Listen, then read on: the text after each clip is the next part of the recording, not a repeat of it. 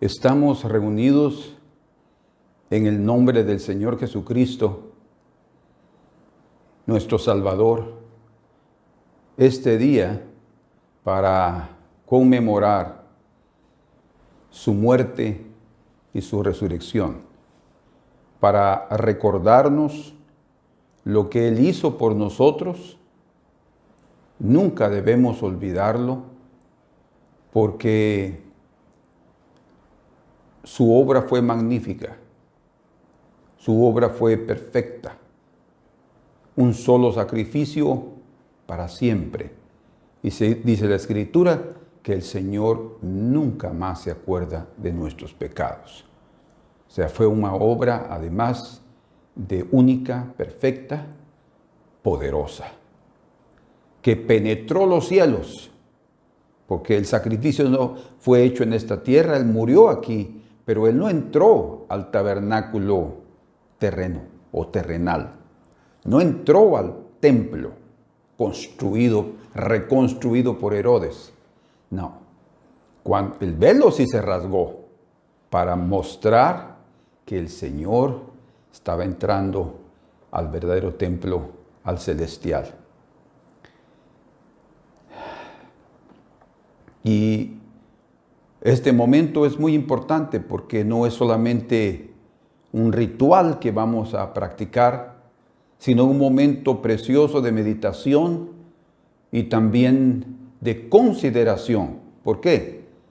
Porque no podemos beber o comer y beber indignamente el cuerpo y la sangre de lo que representan los elementos, ¿ven? El cuerpo y la sangre de Jesús. Beberlo indignamente es menospreciar su sacrificio, significa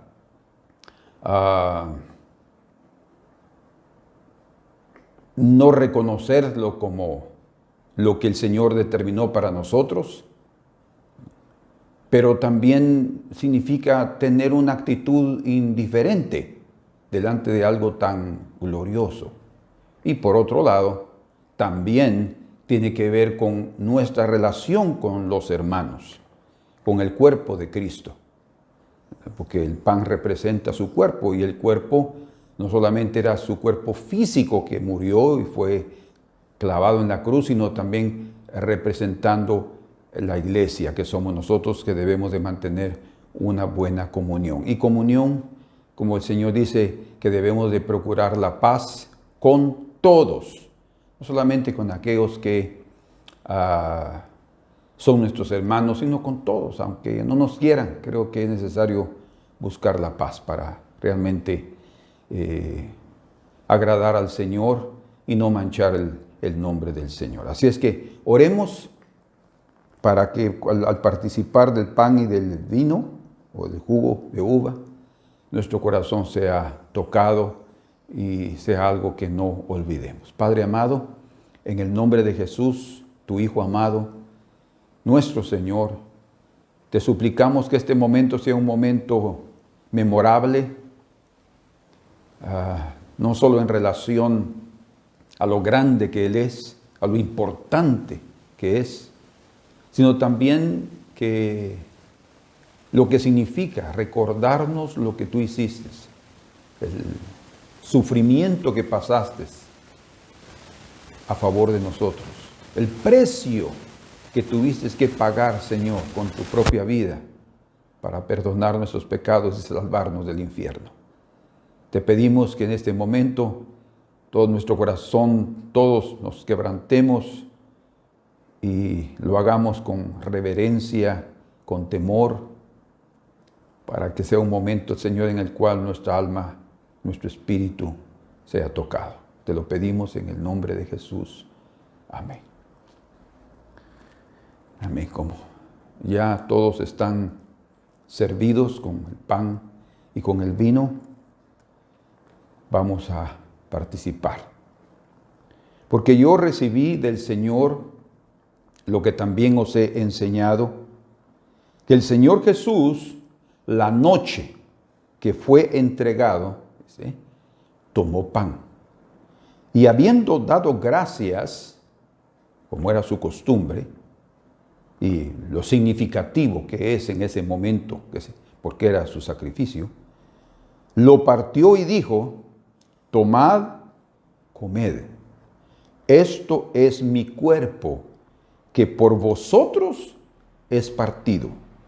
Haced esto en memoria de mí. Un cuerpo que fue entregado al sacrificio, que fue ofrecido en holocausto para librarnos del pecado y por nuestra culpa. Es lo que significa por vosotros es partido. O sea, no solo nosotros fuimos los que causamos, sino también nosotros fuimos los beneficiados por la voluntad del Señor. Por eso dice Hebreos que por su misma voluntad nosotros hemos sido santificados. Así es que con eso en mente tenemos que hacer memoria, recordarnos, cierre sus ojos y participemos del pan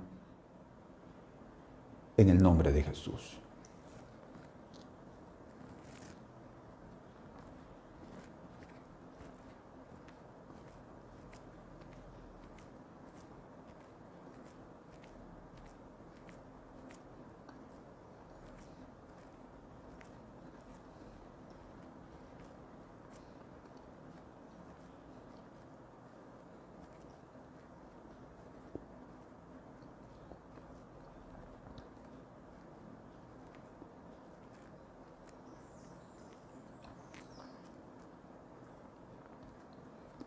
Amén. Asimismo, tomó también la copa después de haber cenado, diciendo: esta copa es el nuevo pacto en mi sangre. Haced esto todas las veces que la bebiereis en memoria de mí. En memoria comemos y en memoria bebemos. ¿Por qué? Es su cuerpo sacrificado, su sangre vertida, que completa el sacrificio. Así pues, todas las veces que comiereis este pan y bebiereis esta copa, la muerte del Señor anunciáis hasta que Él venga. La fiesta de la Pascua celebra la liberación del pueblo de Israel de Egipto, pero antes de salir tenían que sacrificar el cordero. Y eso aquí dice para que anunciemos la muerte del Señor. Es por Él que salimos y cuando Él venga nos iremos con Él. Hemos salido del mundo espiritualmente y después saldremos físicamente en el arrebatamiento. Que así sea. En el nombre del Señor podemos beber.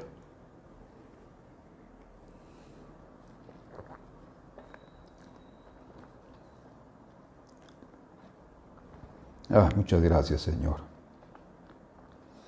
Muchas gracias por ministrarnos. Muchas gracias por darnos esperanza. Muchas gracias, Señor, por bendecirnos con tu palabra. Te pedimos que en el nombre de Jesús vengas ahora y abras nuestros ojos, toques nuestros corazones, que la unción del Santo, tu Espíritu precioso, el aceite de los cielos, caiga sobre nuestros corazones y revele, Señor, algo precioso y algo nuevo a nuestras vidas. Y que nos des tú la gracia para aplicarlo a nosotros diariamente. Amén.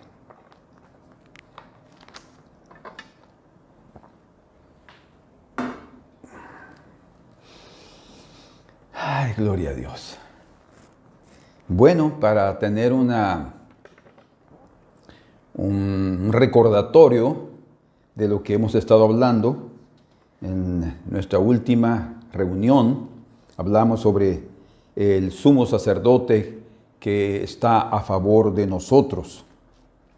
Vimos que la obra de Cristo fue superlativa porque, pues primero, Él no tenía pecado.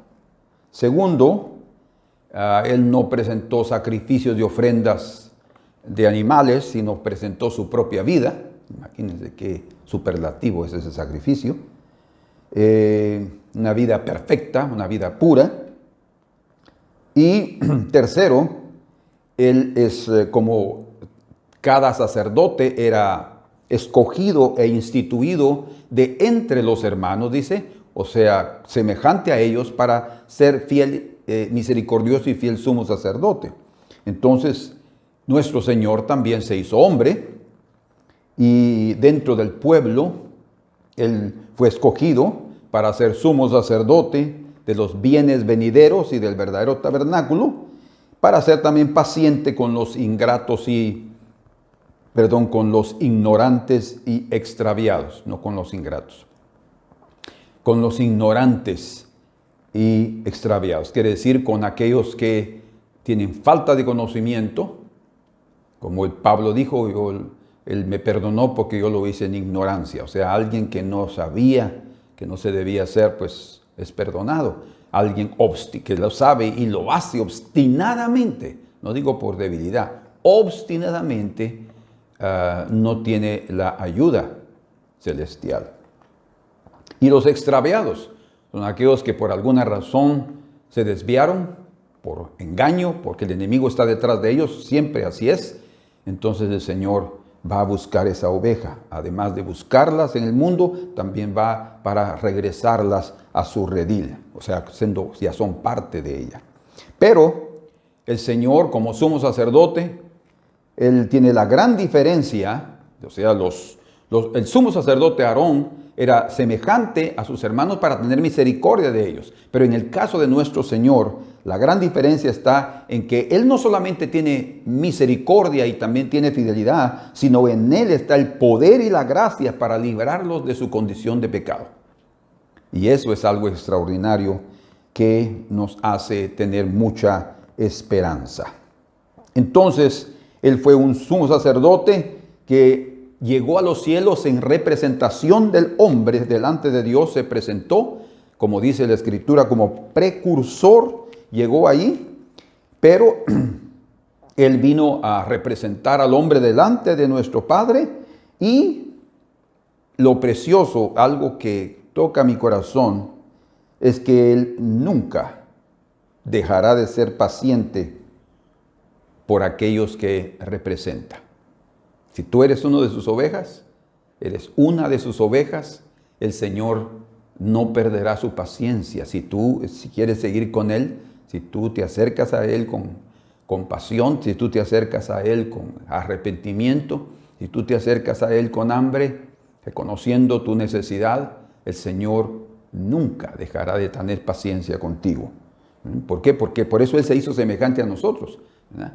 Para poder ser misericordioso con nuestra vida. O sea, a pesar de nuestro pecado, de nuestras faltas, el Señor tendrá compasión y nos salvará. Amén. La paciencia de nuestro Señor Jesucristo es algo que debiera cada uno de nosotros, como lo resaltamos en el mensaje pasado, tocarnos y conmovernos profundamente, porque nuestras debilidades son muchas, nuestras debilidades, nuestra flaqueza es grande. Y cada uno de ustedes reconoce cuánto todavía, a pesar de ser creyentes, cuánto todavía tenemos de las cosas de este mundo y de un carácter muchas veces ruin, ¿verdad? Que solo el Señor para soportarnos, pero Él lo hace para conducirnos hacia nuestra morada celestial. Entonces el que nos representa, Cristo Jesús, es un fiel y exitosamente sumo sacerdote delante del Padre, y Él es indulgente con todos, menos, como ya hablamos, con los obstinados. O sea, entiendan, el obstinado es como Esaú, el obstinado es como Caín, que llegó al extremo de oír el consejo del Señor para no cometer ese gran pecado que estaba a punto de cometer. Él no atendió a Dios. Entonces, hoy veremos juntos el sumo sacerdote según el orden de Melquisedec. Ese es el título. Sumo sacerdote según el orden de Melquisedec. O sea, lo que veremos este día será un aspecto sobresaliente del sacerdocio de Cristo, que es su orden. Es un orden específico, un orden superior a la orden, al orden de Aarón. Obviamente, el sacerdote Aarón fue instituido por Dios, ¿verdad? O sea, nadie puede tomar esa gloria, como dice el libro de Hebreos, sino aquel que es llamado para eso.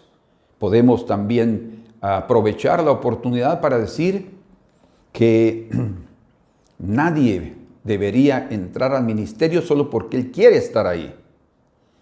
Porque el Señor honrará y capacitará y sostendrá hasta financieramente a aquellos que Él ha llamado al ministerio. Me recuerdo de un hombre el director de una escuela de teología, de una universidad de teología, que llegaron todos los alumnos a presentarse el primer día ahí para estudiar. Él llegó ahí para darles la bienvenida y les dijo: bienvenidos a todos, ¿verdad? Nos alegramos de tenerlos aquí, pero deben de saber que si ustedes no fueron llamados al ministerio, no los queremos tener aquí. O sea, sus palabras fueron muy francas, muy directas, muy rudas, digamos así, pero verdaderas. Realmente es lo que uno necesita saber. Dios no llama a los capacitados, Él capacita a los llamados. Y esa es una parte muy importante en la cual también Aarón, como un hombre fallo, como un hombre débil que era, fue llamado e instituido como sacerdote. Asimismo, también nuestro Señor Jesucristo fue también llamado a ese ministerio, instituido, como dice aquí en Hebreos capítulo número 3, verso 1 y 2, dice: por tanto, hermanos santos, participantes del llamamiento celestial, considerad al apóstol y sumo sacerdote. Cuando dice sumo sacerdote se refiere en el griego al jefe de los sacerdotes, porque él es el que está arriba de ellos, ¿verdad? Al principal de los sacerdotes, o como diríamos, al jefe sacerdotal. Entonces dice, de nuestra profesión, Cristo Jesús, verso número 2, el cual es fiel al que le constituyó, como también lo fue Moisés en toda la casa de Dios. Entonces fue Dios el que lo constituyó como sumo sacerdote. Vamos a entender eso al final. Eso espero que en el cierre del mensaje ustedes vean lo precioso de ese ministerio y cómo fue desarrollado y cómo fue presentado. Ahora, entre el llamamiento de Aarón y el llamamiento de nuestro Señor Jesucristo hay una diferencia enorme, ¿sí? Porque Aarón fue llamado para servir en un tabernáculo que era sombra, en un tabernáculo que estaba en la tierra, o sea, en este mundo. Pero nuestro Señor Jesucristo fue llamado para ser sumo sacerdote del verdadero tabernáculo que está en el cielo. Como leemos aquí en Hebreos capítulo número 9, verso 11 y 12, dice: pero estando ya presente Cristo, sumo sacerdote de los bienes venideros, ¿perciben? Por el más amplio y más perfecto tabernáculo, no hecho de manos. Por eso es que es un sacerdocio superior. Ahí viene ya lo que estamos hablando del orden. Ese es un orden superior. No hecho de manos, es decir, no de esta creación. No tiene nada que ver con algo creado en sí. Quiere decir entonces que el tabernáculo que Dios crió es un tabernáculo espiritual. Y dice aquí, y no por sangre de machos cabríos en relación a los sacrificios y a la expiación de los pecados, ni de becerros, sino por su propia sangre. Por eso es que él en ese sentido es superior, porque él no solamente fue el tabernáculo, ¿verdad? Este templo, dijo, destruyan este templo y en 3 días lo levantaré. Fue también la ofrenda, el Cordero de Dios, y también fue su propia sangre que derramó. Entonces en él está completo todo el sacrificio divino. Entró una vez para siempre. Y aquí está, obviamente, el sumo sacerdote Aarón tenía que entrar cada año. Y en el resto del año presentar sacrificios de aquellos que venían a confesar sus pecados. Y el día de expiación, el día 10 del 7º mes, que era Yom Kippur, ¿verdad? El día de la reconciliación nacional, él entraba al lugar santísimo para poder expiarlos con la sangre que se presentaba del holocausto. Entonces dice, una vez para siempre. Él entró una vez, y oigan qué poderoso es ese sacrificio de Cristo, que solo se necesitó de la muerte en la cruz y ahí nunca más es necesario. Y dice, para siempre en el lugar santísimo, habiendo obtenido eterna redención. Hermanos, nuestra redención es eterna. Lo que nosotros necesitamos ahora, cuando fallamos y ofendemos, es presentarnos delante de Él con el espíritu de arrepentimiento, pidiendo perdón por nuestros pecados. Y dice en 1 Juan 1:9 que Él es fiel y justo para perdonarnos y limpiarnos de toda maldad. Entonces, así es como continuaremos, ¿verdad? Pero la obra delante de Dios prácticamente es una redención eterna. No hay cómo pensar de otra manera. Y como dice también aquí en el versículo 24 de ese capítulo 9 de Hebreos, porque no entró Cristo en el santuario hecho de mano, ¿verdad? Porque eso era figura del verdadero, gloria a Dios, sino en el cielo mismo. O sea, el trono, el tabernáculo está en los cielos. Entonces su sacerdocio es celestial, no es terrenal, pero llegará a ser también terrenal. Eso será después lo que vamos a ver. Es en el cielo su tabernáculo, sino para presentarse ahora por nosotros ante Dios. Aarón llegaba y se presentaba ahí delante del arca, delante del Señor, que es lo que representaba el arca. Pero el Señor Jesucristo se presentó delante de nuestro Padre con su propia sangre, su propia vida, y a través de su propio cuerpo, Él trajo la representación de la humanidad, siendo totalmente limpia, perdonada y justificada. ¡Qué obra preciosísima! Por eso es que es un orden superior. Recuerden que es lo que estamos viendo ahora, el orden de Melquisedec, que es un orden diferente, algo que revela la grandiosidad del ministerio y del sacrificio de Cristo. El orden de Aarón se inició en la tierra.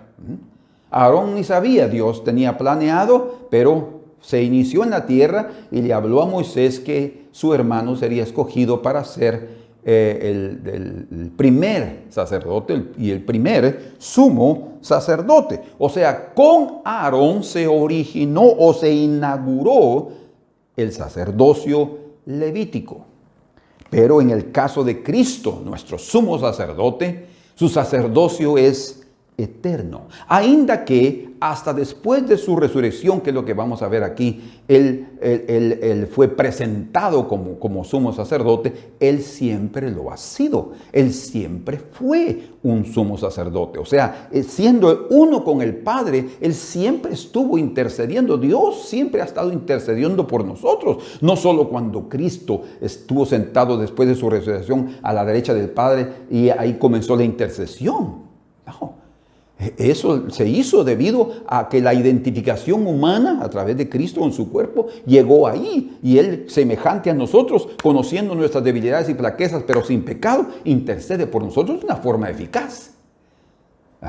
Pero Él, por toda la eternidad, ha sido su sacerdocio. Siempre, debido a que el sacerdocio no era de un hombre como Aarón, sino del Hijo de Dios. ¿Perciben ustedes la gran diferencia? Como el Hijo de Dios. Por eso leemos aquí en Hebreos capítulo 5, verso 5, así tampoco Cristo se glorificó a sí mismo.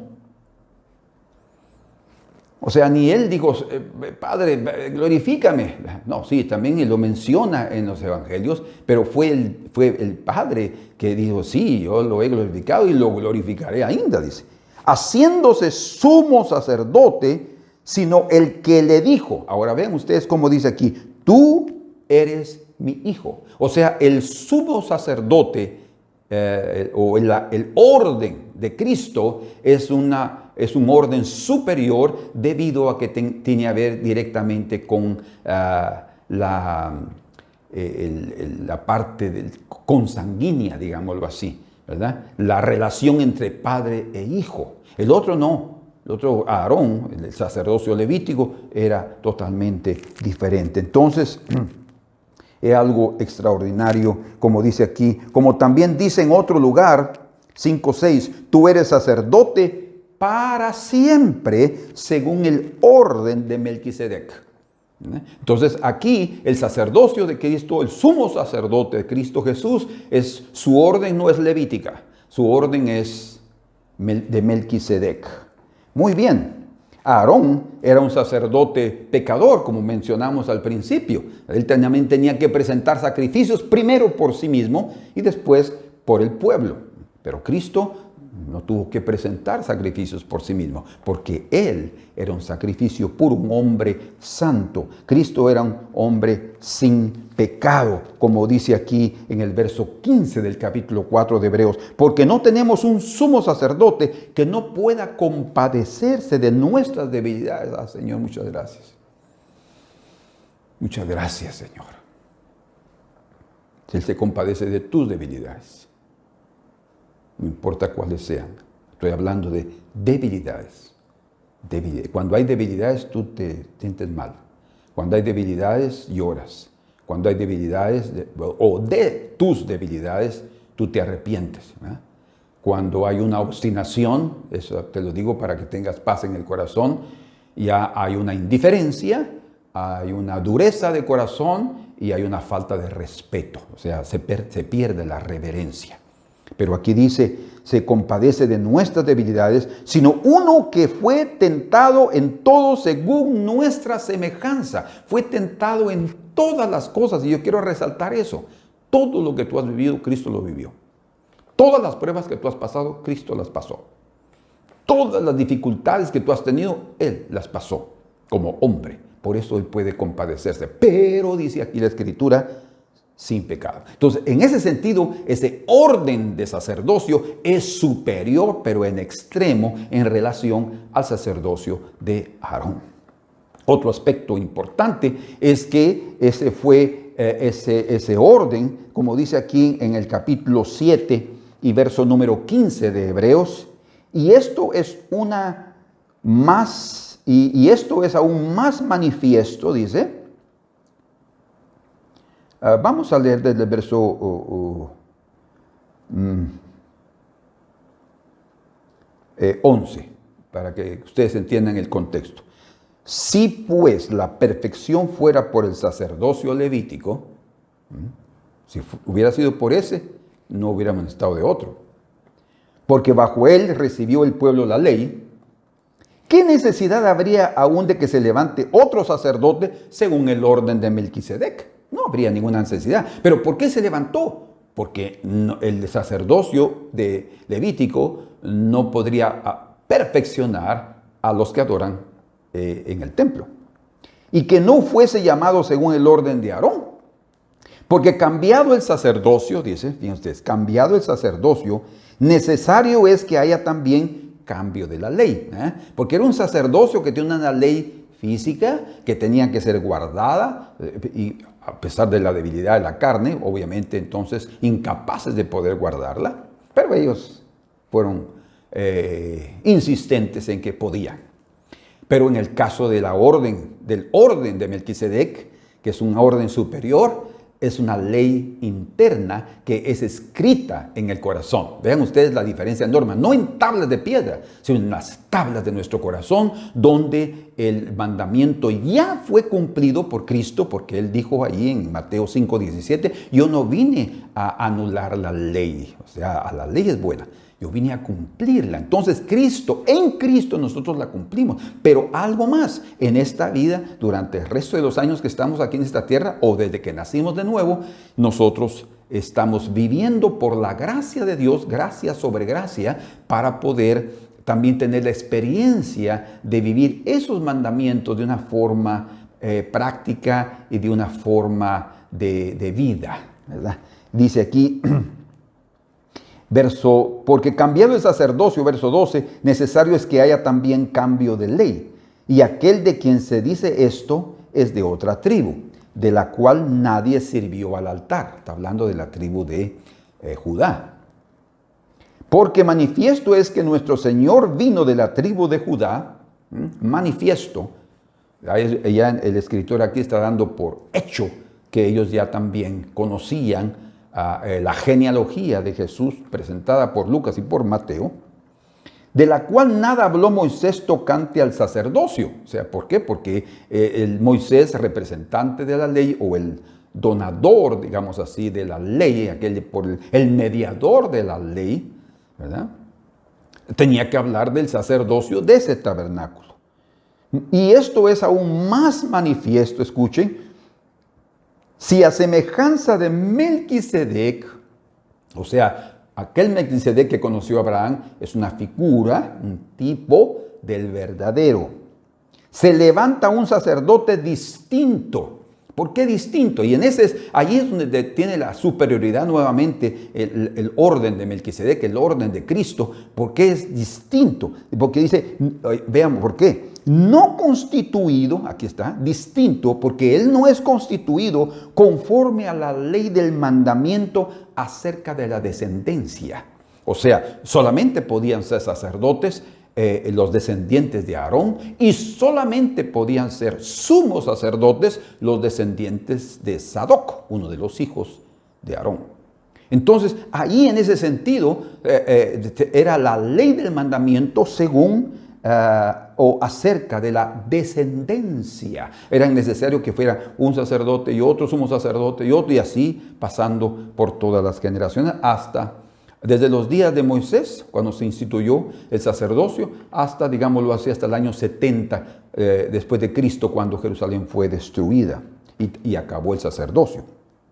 Entonces dice, verso 17, no termina el 16, sino según el poder de una vida indestructible. Entonces, el orden de Melquisedec también nos habla de tener una vida indestructible. O sea, él es el único sumo sacerdote, él es jefe de los sacerdotes, ¿sí? El jefe del sacerdocio. ¿Por qué? Porque hay un sacerdocio también que se instituyó en el Nuevo Testamento, en el cual entran tanto judíos como gentiles convertidos a ser parte de ese sacerdocio real, lo cual hablaremos en un momento. Entonces, vemos aquí algo preciosísimo. Es el orden sacerdotal de Cristo, es superior en todos los aspectos al sacerdocio de Aarón. Es superior completamente, hasta porque su orden no se limita al pueblo judío. Vean ustedes qué interesante es esto. El orden de Melquisedec, por eso es que Melquisedec era un hombre, rey y sacerdote del Dios Altísimo, dice, ¿verdad? Pero no tenía nada que ver con Abraham. Abraham lo conoció y él lo respetó y lo reverenció tanto y lo reconoció en su ministerio, que dice que le dio los diezmos de todo. El padre de la nación judía dándole los diezmos a aquel que representaba a Cristo Jesús. Entonces, aquí, en el caso del sumo sacerdote, según el orden de Melquisedec, él representa únicamente al pueblo de Israel. Pero en el caso del orden del orden de Aarón, representa únicamente al pueblo de Israel. Pero el orden de Melquisedec, ¿sí?, representa a todas las naciones. Por eso es que leemos en el libro de Apocalipsis, vean ustedes qué precioso es el Señor. Aquí en el capítulo número 1, verso número 5 y 6, dice, y de Jesucristo, el testigo fiel, el primogénito de los muertos, el soberano de los reyes de la tierra. O sea, aquí ya está una de sus funciones, ¿verdad? De sus ministerios, rey. Y el soberano de los reyes, o sea, él es rey de reyes, es lo que está diciendo, como el sumo sacerdote, jefe de los sacerdotes, al que nos amó y nos salvó y nos lavó de nuestros pecados con su sangre, y escuche, y nos hizo reyes y sacerdotes para Dios su Padre. Qué interesante. Quiere decir entonces que nuestro Señor Jesucristo inició un reino de reyes y sacerdotes. Obviamente, algo que también lo había dicho en el Antiguo Testamento. Pero cuando leemos aquí mismo en el libro de Apocalipsis, capítulo número 5, se repite aquí y dice en el verso número 9, y cantaban y cantaban un nuevo cántico diciendo, digno eres de tomar el libro y de abrir sus sellos, porque tú fuiste inmolado, está hablando del Cordero, Cristo, y con tu sangre nos has redimido para Dios, redimido, comprado, rescatado, de todo linaje y lengua y pueblo y nación. O sea, el rescate, la redención de Israel no solamente salvó al pueblo de Israel, o podemos decir así, primeramente, sino también al resto de las naciones.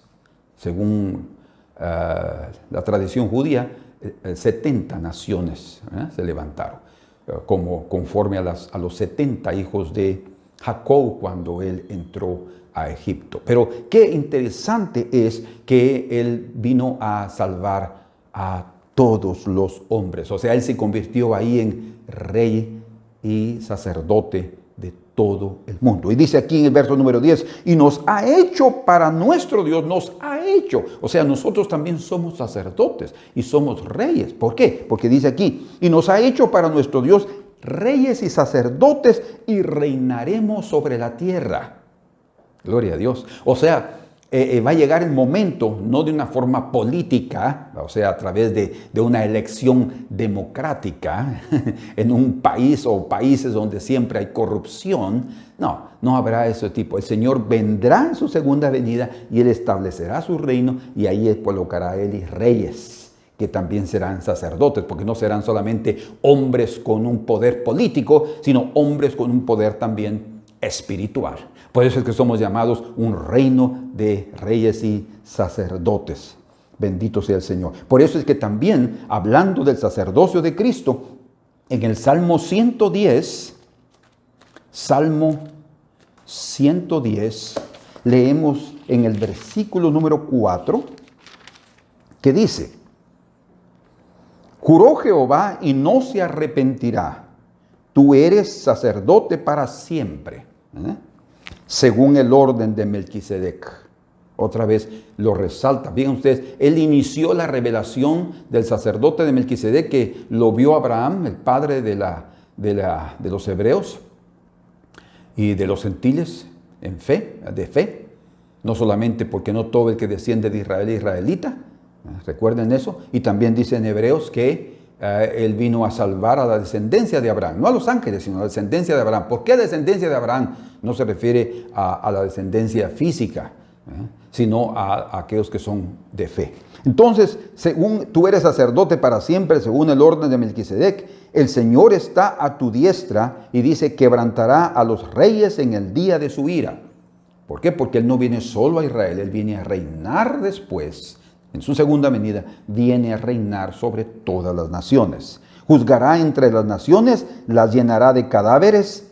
O sea, en su venida habrá juicio, habrá, como Apocalipsis habla, del derramamiento de las copas, derramamiento de el sonar de las trompetas, ¿sí? Los sellos que se van a abrir y todo eso representa grandes juicios y cataclismos hasta físicos, fenómenos naturales, que trastornarán este mundo, pero nos traerán la paz. Quebrantará las cabezas en muchas tierras, dicen.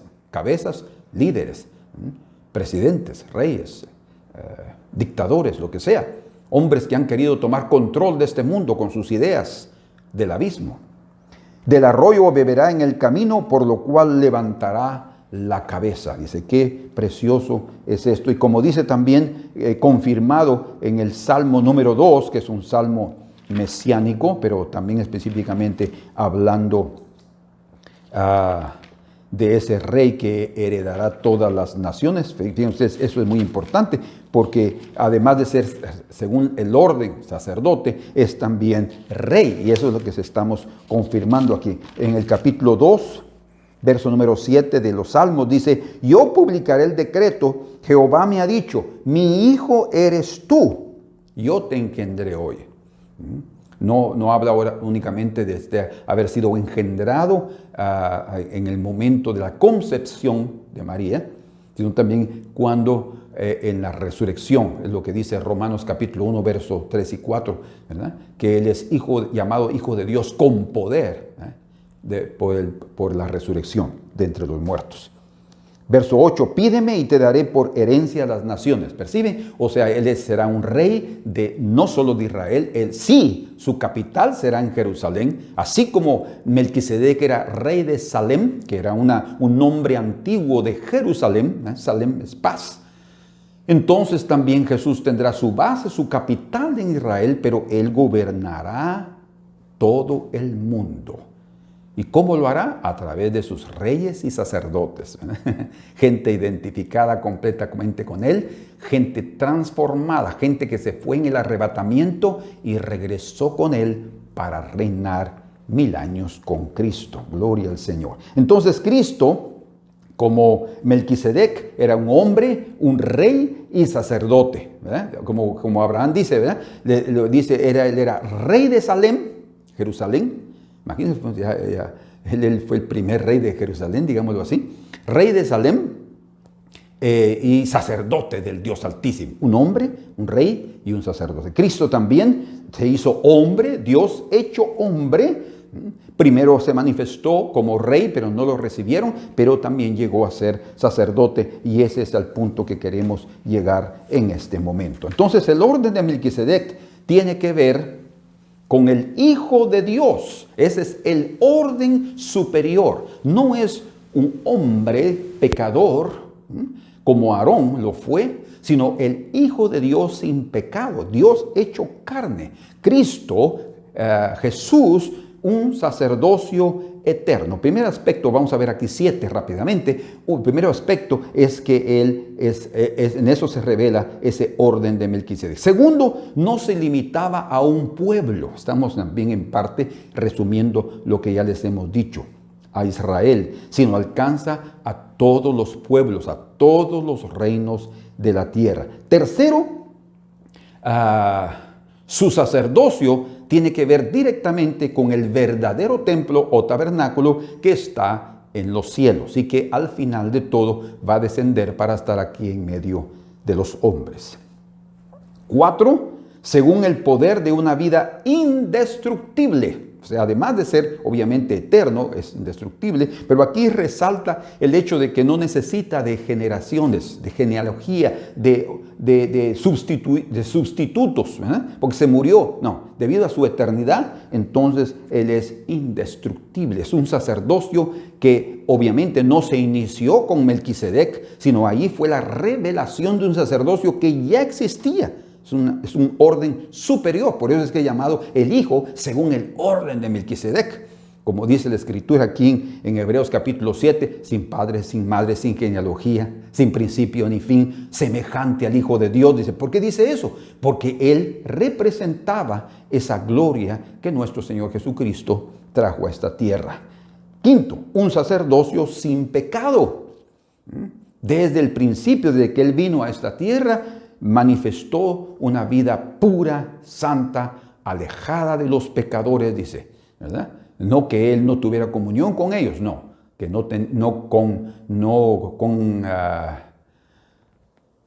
¿cómo se puede decir la palabra? Él no aceptaba el pecado, pero tampoco condenaba a los pecadores, ¿verdad? Pero por su influencia santa y pura, Él tenía comunión con ellos para salvarlos. Nosotros, el Señor nos ordena no tener comunión con aquellos que se dicen cristianos y son pecadores. Pero con los que no son creyentes sí podemos tener comunión con ellos, no en el sentido de comulgar con lo que ellos creen y con lo que ellos hacen.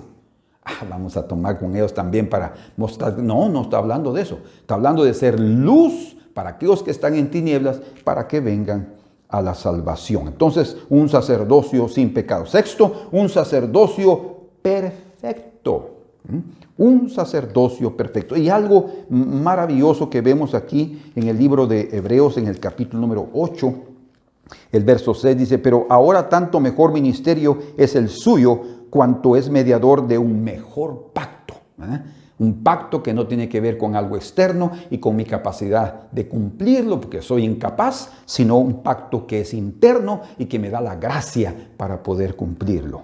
Establecido sobre mejores promesas. Qué precioso, ¿verdad? Sobre mejores promesas. Porque si aquel primero hubiera sido sin defecto, o sea, había algo ahí, no defecto en sí la ley, porque la ley es perfecta, pura y santa, sino el defecto está en la carnalidad del ser humano.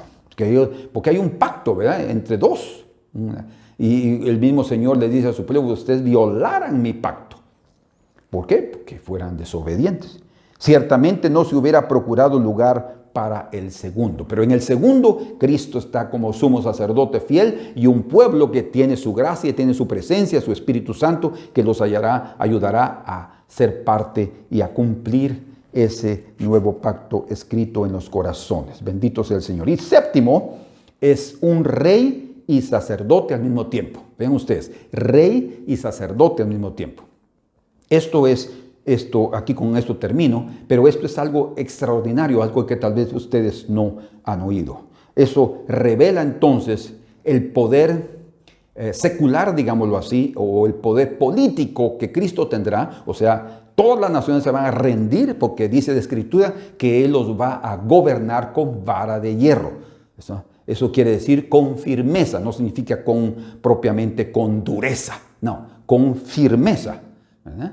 Porque una cosa es ser duro, ingrato y bruto, y otra cosa es ser firme en cuanto a la justicia, porque Dios es justo, Dios es amor, pero también Él es justicia. Entonces, en ese sentido está hablando que los gobernará con vara de hierro, o sea, con firmeza. No habrá impunidad, sino habrá justicia en esta tierra. Entonces, Él tendrá como rey el poder político, porque en Israel existían digámoslo así, dos hombres importantes: el rey y el sumo sacerdote, ¿verdad? Esos dos eran los más importantes del pueblo de Israel, ¿verdad? Cuando veían al rey se inclinaban, cuando veían también al sumo sacerdote también se inclinaban, en el sentido de la reverencia, no de adoración, sino del reconocimiento por la función, ¿verdad?, por la responsabilidad que los dos tenían, ¿verdad? Entonces, esas dos funciones son muy importantes. Y en Jesús están las dos. Vean ustedes qué tremendo es esto. Entonces,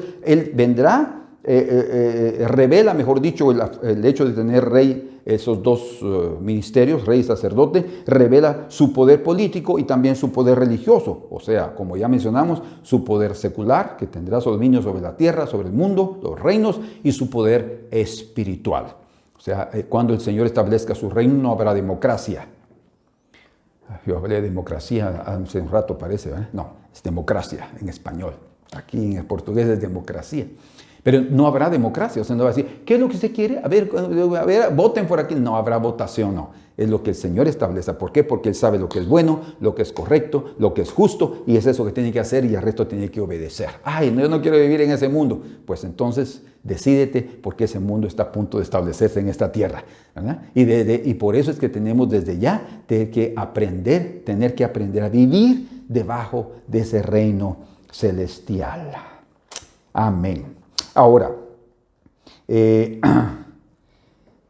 Pedro nos revela también, cuando él escribe en su carta, en Primera de Pedro, capítulo número 2, en el versículo número 9 y 10, dice: mas vosotros, recuerden qué precioso esto, sois linaje escogido, Ya lo sabíamos de memoria, ¿verdad? Real sacerdocio, nación santa, pueblo adquirido por Dios para que anunciéis las virtudes de aquel que os llamó de las tinieblas a su luz admirable. Vosotros que en otro tiempo no eras pueblo, pero que ahora sois pueblo de Dios, que en otro tiempo no habías alcanzado misericordia, pero ahora habéis alcanzado misericordia. Pero dice aquí algo muy importante que tal vez no lo notaran, pues espero que sí.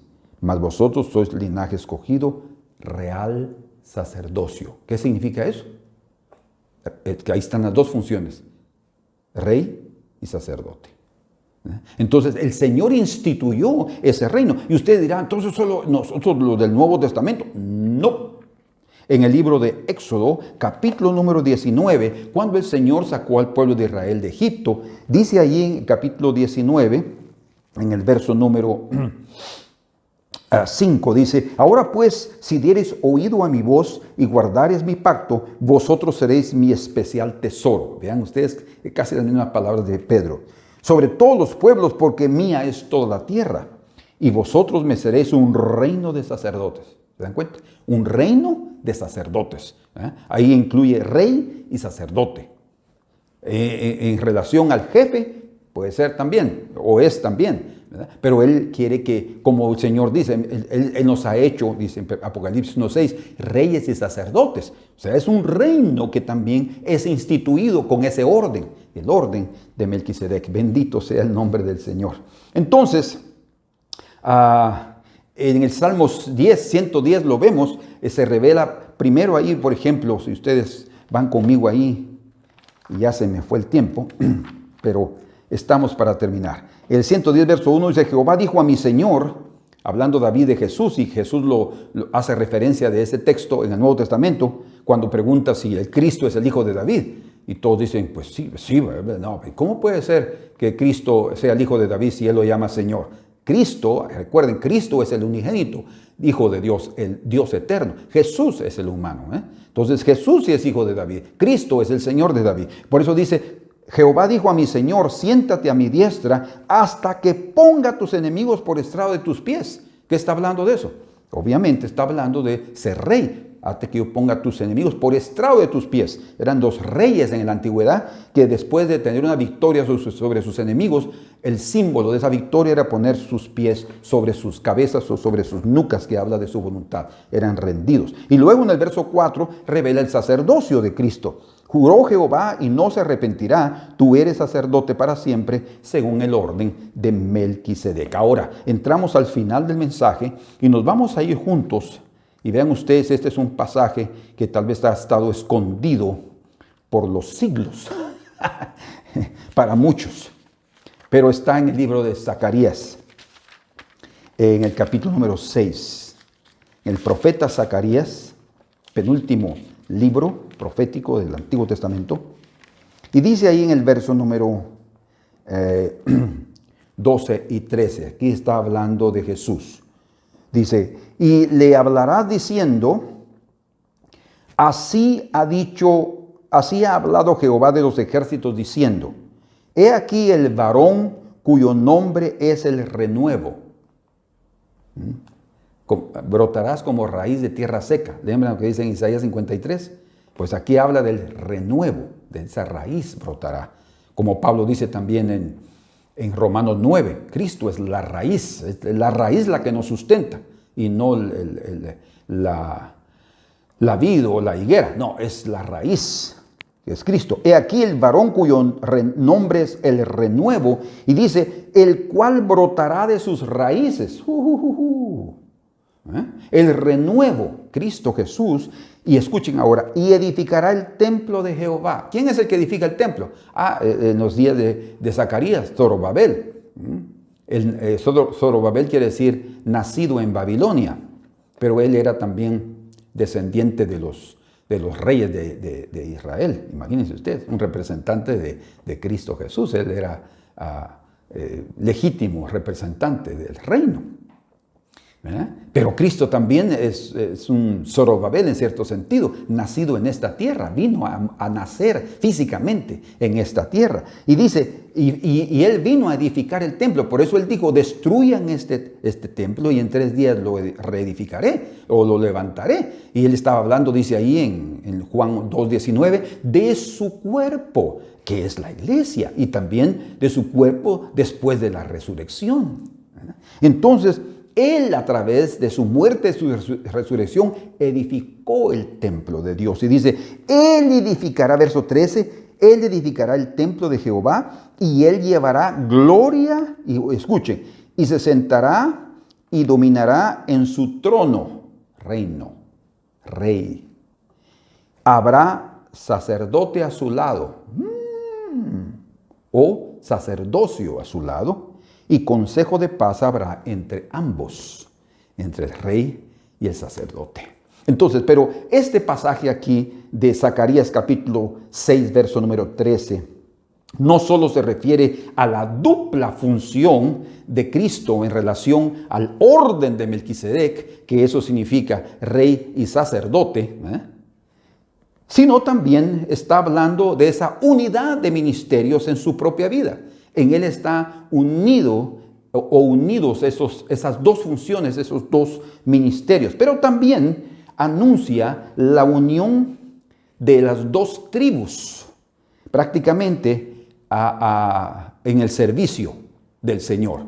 La tribu de Judá, que nada se hablaba del culto, y la tribu de Leví, que era la que servía en el tabernáculo. Aquí está hablando entonces del rey que venía de la tribu de Judá y del sacerdocio de la tribu de Leví. Esas dos funciones, esas dos tribus serán completamente amalgamadas, unidas para servir al Señor. Y algo muy interesante, y creo muy importante también, es que el pueblo de Israel siempre esperó a su Mesías. Hasta el día de hoy continúan esperándolo porque no creen, la mayoría, que Jesús sea el Mesías. Los mesiánicos lo creen. Y hay muchos judíos que también se están convirtiendo al Señor. Y usted no necesita convertirse al mesianismo o judío. Su fe, como en Jesucristo, nos salva. Pero hasta el día de hoy han estado esperando al Señor, al Rey, al Hijo de David. Por eso es que cuando Jesús entró en la entrada triunfal aquel domingo, dice que cantaban, Hosana, Hosana, al Hijo de David. Hosana quiere decir, sálvanos, te lo pedimos. Sálvanos, te lo pedimos. Y eso es lo que estaba el pueblo pidiendo. Y eso es lo que el pueblo de Israel ha esperado hasta el día de hoy. Que el rey los salve de la tiranía y de la opresión extranjera. Interesantemente, cuando Cristo vino a esta tierra, Él nació para mostrarles rey. Por eso leemos, vean ustedes qué tremendo es esto, porque tanto en el inicio de su vida en esta tierra como en el final de su vida, quiere decir, en el nacimiento y en la muerte, Jesús fue relacionado o fue identificado, mejor dicho, con la función o el ministerio o la responsabilidad de rey. En Mateo capítulo número 2, verso 2, dice que los reyes que llegaron del oriente preguntaron a Herodes el Grande, ¿dónde está el rey de los judíos que ha nacido? Porque venimos a adorarle. ¿Dónde está el rey de los judíos? Estaba naciendo, ya había nacido. Porque cuando los magos llegaron ya Jesús ya había nacido y ella estaba en una casa, no estaba en el pesebre. Entonces dijeron, ¿dónde está el rey de los judíos? Pero cuando leemos al final de su ministerio, después de sus 33 años en esta tierra, en el capítulo número 27 de Mateo, verso 11, dice que Pilatos le preguntó a Jesús, le dijo, ¿entonces tú eres rey de los judíos? Otra vez un gobernador romano preguntándole si era el rey de los judíos. Y él le dijo, tú lo has dicho. Y luego en el verso número 37 dice que él puso en la placa sobre la cruz, sobre la cabeza de Cristo aquí arriba, no en la cabeza, sino en la parte de la madera, dice que él escribió ahí, Jesús de Nazaret, rey de los judíos. En su nacimiento y en su muerte Él se reveló al pueblo como el rey que venía a salvarlos, pero ellos no lo recibieron. Qué triste, ¿verdad? ¿Y qué de sacerdocio?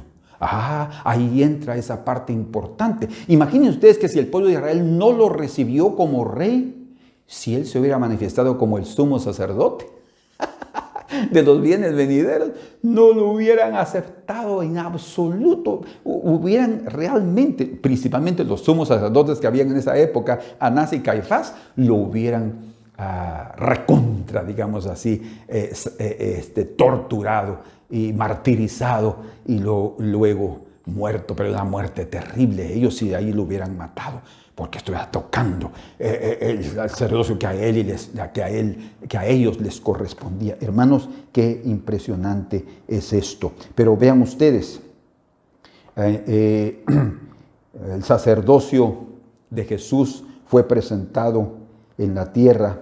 De hecho, él fue un sumo sacerdote misericordioso, ¿verdad? Sanando a los enfermos, curándolos, predicándoles la palabra, enseñándoles la verdad, es lo que un sacerdote tenía también que hacer con el pueblo, y sacrificándose por ellos. O sea, el sacrificio de Cristo no solo fue en la cruz, fue durante toda su vida. Por eso dice que por lo que padeció aprendió la obediencia. O sea, él no aprendió obediencia solo en la cruz, toda su vida él sufrió por lo que padeció, ¿verdad? Y no es que él tenía, como ya hablamos, salido de la desobediencia a la obediencia, no. Él se mantuvo en la obediencia, pero como él era Dios, no sabía lo que era obedecer. Todos le obedecen. Entonces él se hizo hombre y comenzó a aprender la obediencia y se mantuvo en ella hasta el final, cuando reveló su ministerio. Por eso él está en la cruz diciéndole: Padre, no tomes en cuenta su pecado, perdónalos porque no saben lo que hace. Él está intercediendo por ellos. Qué cosa impresionante. Y cuando Él resucita, Él es declarado en aquel momento Hijo de Dios con poder. Por eso es que en Hechos, capítulo número 13, en el verso número 33, dice aquí,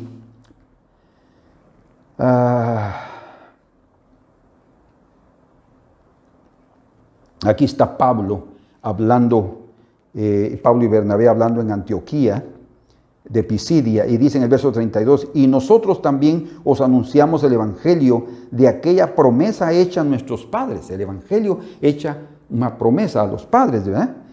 La cual Dios ha cumplido, la promesa, a los hijos de ellos, a nosotros, resucitando a Jesús. O sea, la promesa de Dios se cumplió resucitando a Jesús, como está escrito también en el Salmo 2, el que leímos: mi hijo eres tú, yo te he engendrado hoy. Y escuche, y en cuanto a que se levantó de los muertos, resurrección, para nunca más volver a corrupción, lo dijo así: os daré las misericordias fieles de David. Entonces, en la resurrección, él fue declarado también sacerdote, ¿verdad? Por eso es que él subió y se sentó a la diestra del Padre, como dice Romanos 8:34, y ahí intercede por nosotros siempre, y lo será para siempre.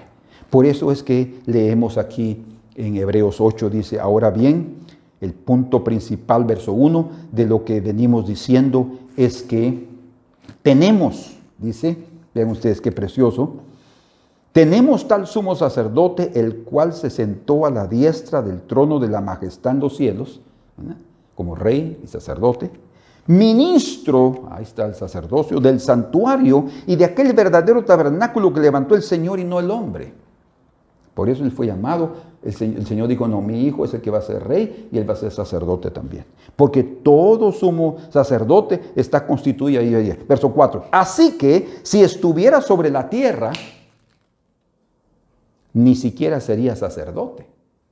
¿Se dan cuenta? O sea, después de su resurrección, como él le dijo a María: no me toques, aún no he subido a mi Padre. Él subió, se presentó, pero después en la ascensión él subió para estar con su Padre para siempre. Habiendo oído, dice, habiendo aún sacerdotes que presentan las ofrendas según la ley. Hasta el día que Pablo escribió esta carta, más o menos el año 69 después de Cristo, un año antes de la destrucción de Jerusalén, habían sacerdotes presentando ofrendas, pero ya Cristo estaba en el verdadero como sumo sacerdote ministrando. Entonces el pueblo de Israel y todas las naciones, cuando Él venga en su segunda venida, lo van a tener que reconocer en el orden de Melquisedec, rey y sacerdote. Bendito sea el nombre del Señor. Padre amado, gracias te damos en este día, Señor, por tu palabra, por tu revelación, por lo que haces en nuestra vida. Por favor, en el nombre de Jesús, completa tu obra en nuestros corazones, Señor. Gracias por concedernos el privilegio de estar sentados a tu mesa y comer de tu pan precioso. Fortalécenos para permanecer firmes y que la gracia de nuestro Señor Jesucristo abunde en nosotros, Señor, para que cada día más vivamos a la luz de ese nuevo pacto que está escrito en nuestros corazones. En Cristo Jesús, tu Hijo, nuestro Señor. Amén. Dios los bendiga, mis amados hermanos. Si el Señor nos permite y nos da salud, oren por nosotros también. Nosotros oramos por ustedes. Todo el tiempo oramos por ustedes. Por favor, también oren por nosotros para que nos dé fuerzas y salud. Como dijo Pablo, ¿acaso yo no me enfermo? Eso significa que seguimos siendo seres humanos y nos enfermamos y a veces en medio de esa situación nos esforzamos, pero necesitamos fuerzas para seguir adelante. Dios los bendiga y un fuerte abrazo.